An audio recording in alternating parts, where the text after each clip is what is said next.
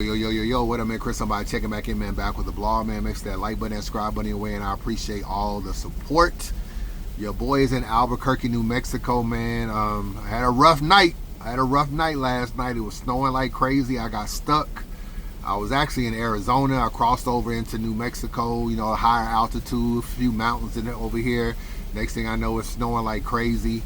And I really got stuck, man. I'm on the side of the highway like 12 hours, not even moving. So luckily I had gas, luckily I had water, you know what I'm saying? Luckily I had some snacks because I was not moving. 18-wheelers all over in the median stuck, vehicles crashed.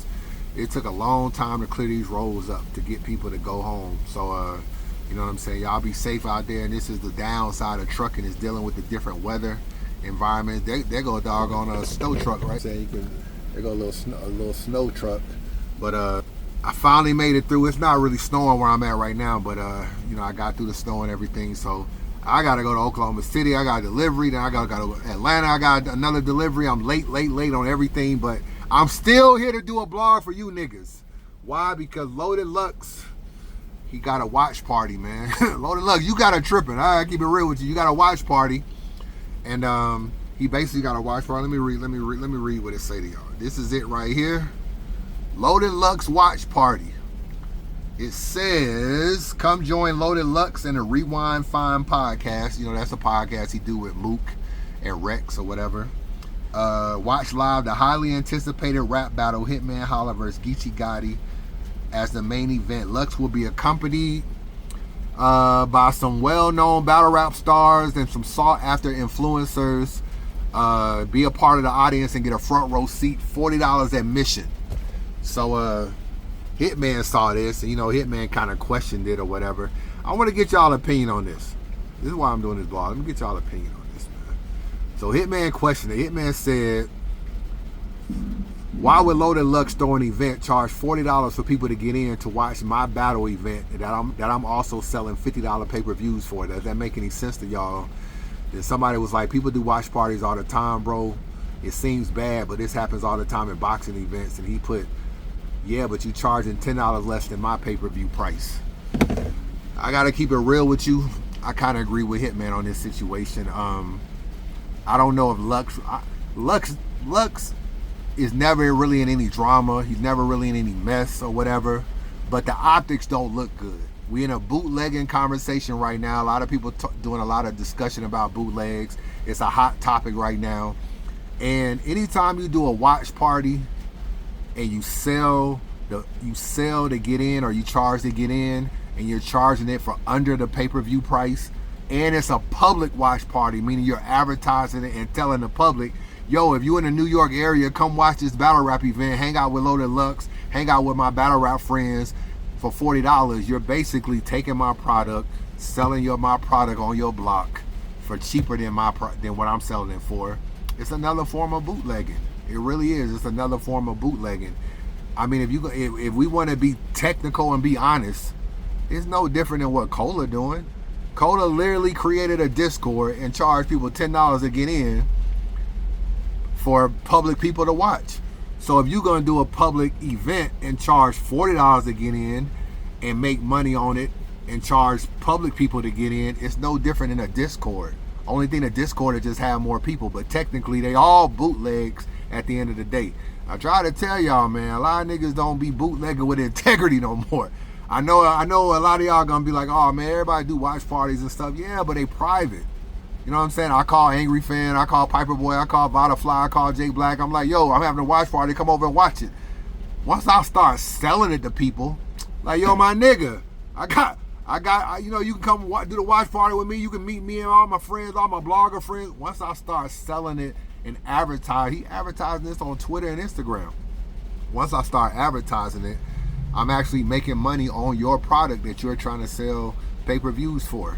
So, no, I don't really think Hitman is tripping. You know what I'm saying? To keep it real with you, it is another form of bootlegging, no matter how you look at it. And you got to ask yourself the question,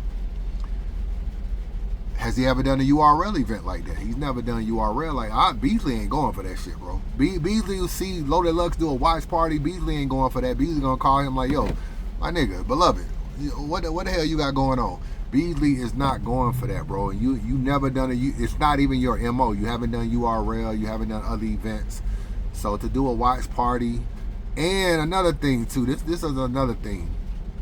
Mook is part of this podcast, so I'm thinking that Mook normally would probably go down to the battle and support Rex, but he's not gonna go to the battle because he probably don't fuck with Hitman, and it's a Bags and Bodies event, so he's not gonna go to the event.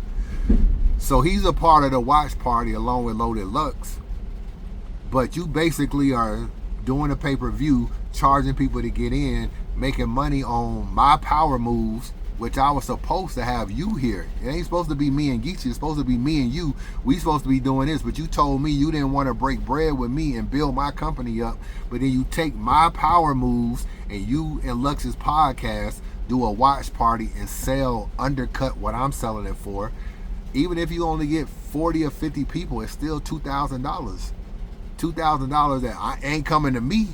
You know what I'm saying? So at the end of the day, and I don't even really fuck with Mook like that. If I'm Hitman and I don't even fuck with Mook like that, then nah, I probably wouldn't like it either. You know what I'm saying? So I don't really think that this is like a real stretch. So that's why I wanted to see what y'all thought about it, because this is you can bootleg stuff and it can be innocent. Like I told y'all, I was Shotgun Suge boxing event, right? Shotgun Suge boxing event. It was streamed by J400 on Instagram. Now, J400 and Suge are cool, but if we being technical, J400 bootlegged the event on Instagram. And Shotgun Suge was actually trying to sell the pay-per-view. Now, I know J400 isn't doing anything intentional. He just like, yo, you know, I'm trying to get my Instagram lit. Let me turn my camera around, let you know what I'm saying, I'm at the boxing match. But he's filming the entire fight between Fetty and Stiz. But if I'm selling pay-per-view, why are you putting a whole fight out public on Instagram? It is a form of bootleg. If I can watch it on your Instagram, why would I ever buy it? Why would I ever buy it after the event? Why would I buy it during the event if I know, damn, J400 is streaming live on his Instagram? So even though you can do things that might not be intentional, I don't think Loaded Lux meant any like real harm by it. He doesn't really come off as that kind of person. But the optics still don't really look good. I'm trying to sell pay-per-views. We got a pay-per-view deal with Geechee. Every pay-per-view that I can't sell, that you can take from me, whether it's 10 people, 20 people, 30 people, it don't matter how many people show up to this watch party. Those are potential pay-per-view sales that they didn't buy at the house and come to me and Geechee. So in a way, you kind of took from me.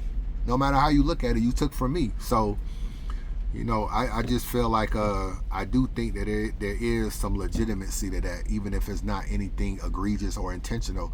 What Lux is doing is not really that. If we can get on Cola and say, yo, you created a Discord and let 80 niggas in to watch power moves, what's the difference in having a watch party, charging niggas, and letting 30 niggas in the watch party? It's the same thing. It's just less people at a watch party because they got to show up in person versus the Discord, but the premise is still the same. It's actually still a bootleg, no matter how you slice it.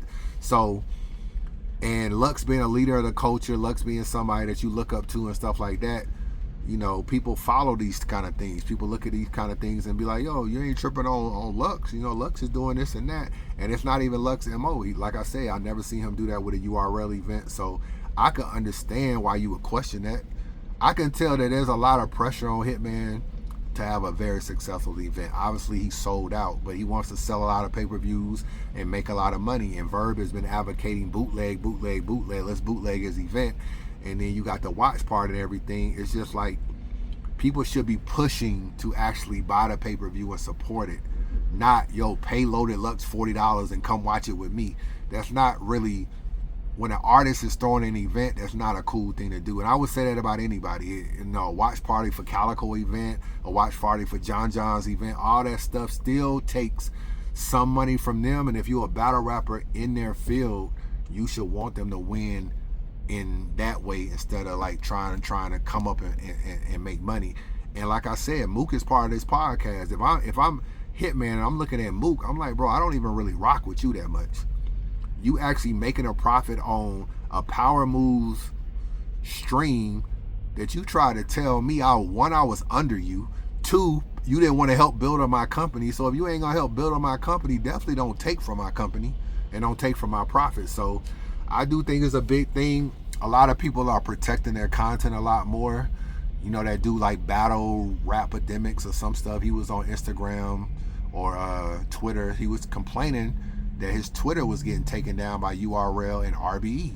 He was saying, yo, I'm trying to put clips up. People are tripping. People are taking my clips down. People are, all I wanted to do, you know, he gave a nice little sob story. All I want to do is promote battle rap and da-da-da-da for the thing I love. And people are flagging my channel. And I hit ARP up about it. And I was like, yo, this dude named is on Twitter kind of blasting y'all, saying that y'all hating on him and all he doing is putting up clips. And ARP sends me like a couple screenshots of their conversation, because he was like, yo, I really tried to reason with this guy. I tried to reason with him a lot. He said he was putting up too long of clips. He was putting up damn near 2 minutes, 90 seconds, 2.5 minutes, an entire round. And I would hit him up and I would tell him like, yo, I don't mind you using my clips, just shorten the clip up. And every time he would say okay, and he'll do it anyway. Okay, do it anyway. And then when ARP said whenever I would mention it to him, he would just be like, I forgot. Or then he'll be like, oh man, but the scheme was really, really long.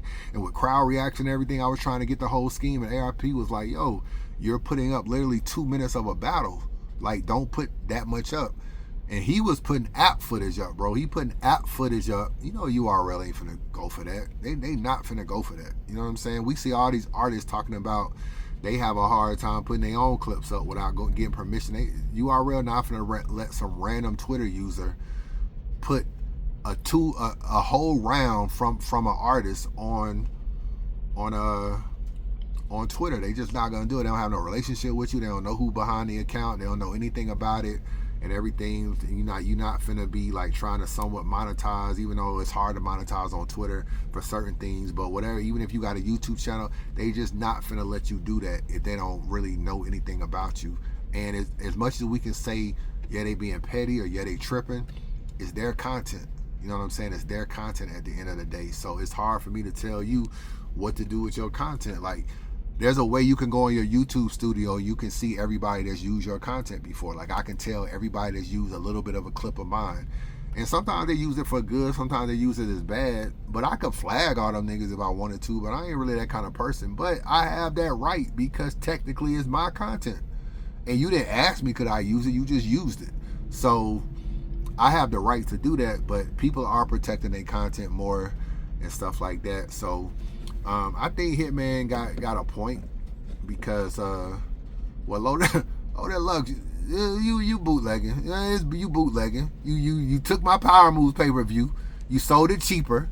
You told everybody, yo, come one, come all. You know what I'm saying? We over here to so-and-so in Harlem, New York. It's open to the public. Anybody can come. Just bring your $40 and you making money off something that I'm also trying to sell as well. Hitman has every right to not like it. He ain't gonna probably make a big deal about it. He don't got no beef with Loaded Lux, but I mean, he ain't wrong for saying it. And the timing of it, like I said, it ain't really good with everybody really tripping on bootleg. It's a lot of bootleg talk right now. So anything that looks like a nigga is trying to make money on something that you're selling is gonna come off like a bootleg. And it's no different than it's honestly no different than what Cola doing. We can dress it up, make it look good, put a spin on it, put a bow on it. It's not really any different than what Cola doing. They're just servicing more people. But it's all, at the end of the day, I took your product, sold it for cheaper, and made money on it. That I bootlegged your event. That's all it is in a nutshell.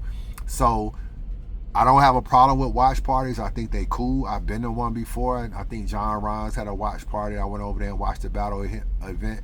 But it's like me, him, and a couple people. You know what I'm saying? It's not to the public. He wasn't charging me to get in. I just went over to the nigga house and watched the battle and watched the URL event.